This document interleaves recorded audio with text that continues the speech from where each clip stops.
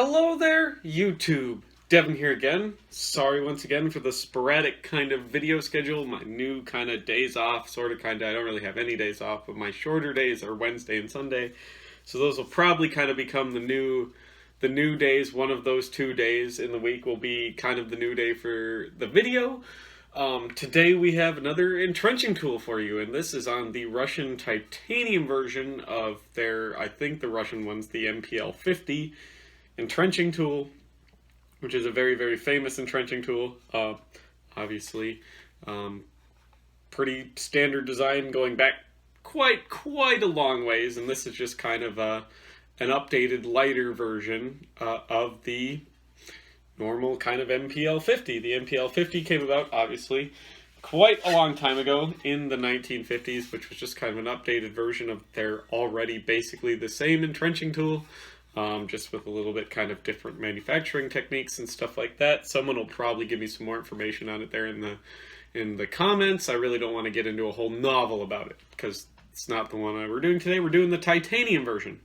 So the titanium version would start becoming prevalent kind of in the 90s. You would see it basically with airborne troops, mountain troops, people that needed an entrenching tool still, but where steel would be very heavy. So this titanium entrenching tool is very light. It's barely over a pound. For an entire fixed-handled entrenching tool, you really can't complain about something like this. And titanium makes such a cool sound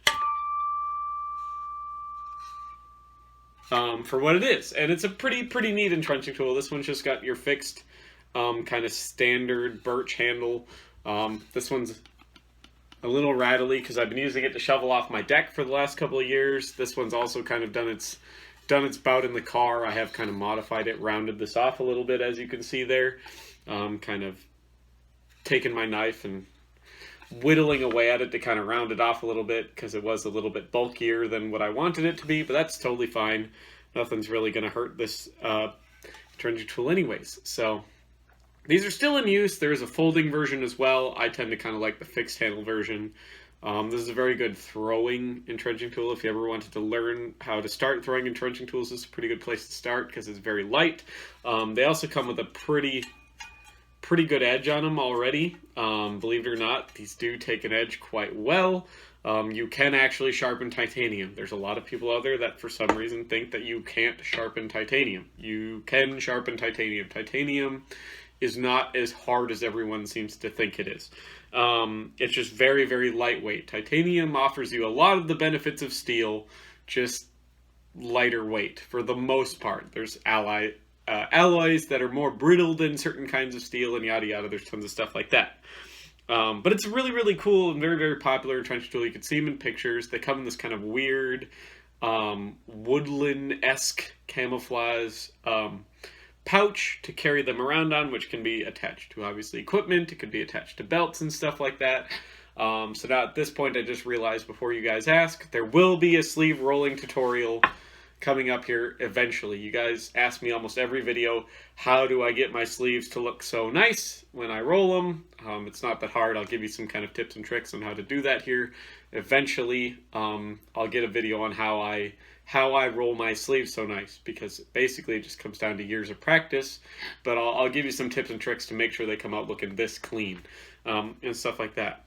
So in traditional fashion now, for most of my bladed and entrenching tool videos and stuff like that, I got my cutting board out here, and on it we have two kind of traditional Slavic pierogies, and we're gonna hack them up with a shovel here.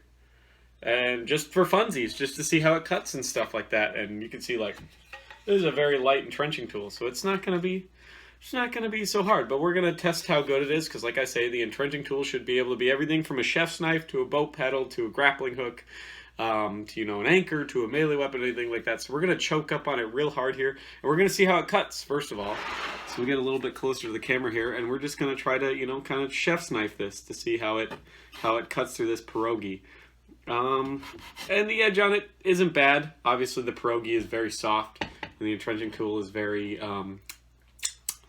not as sharp as it could be, but still fairly sharp. It could be a lot sharper, and that'd probably help it cut a little smoother.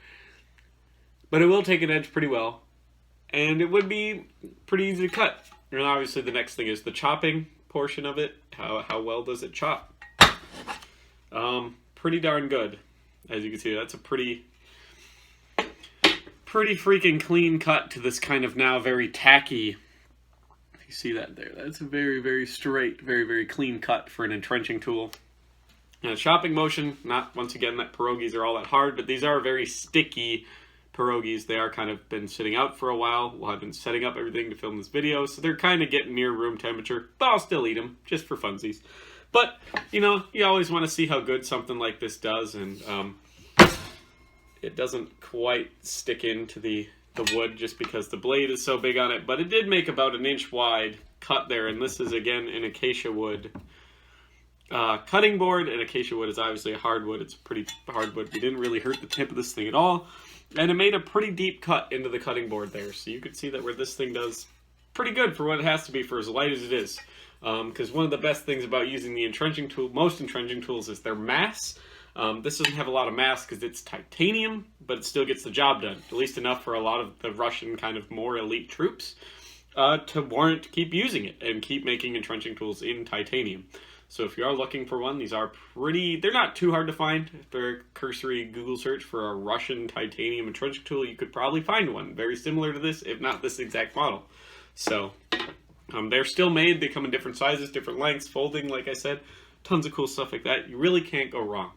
So hopefully you enjoyed this video. You subscribe if you like this sort of thing. If you do want to consider supporting me via Patreon, the goal for 2021 was to get to $100 a month on Patreon. We missed it by about $25, unfortunately, but that's going to be just the same goal here for now 2022. If we can get up to $100 a month, which I said all goes back into the channel and stuff like that, and goes into fun projects for making videos and for getting other people onto the channel and stuff like that. So if we could get Paige back around on the channel, that'd be really great and stuff like that. So if you do want to see more of her and you want to see more cool stuff like that, that's the best way to support the channel. I'll leave a link in the description.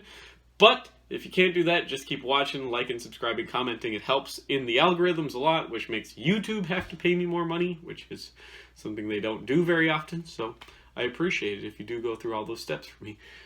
Thank you all for watching, and I will see all of you here in the next video. Bye-bye now.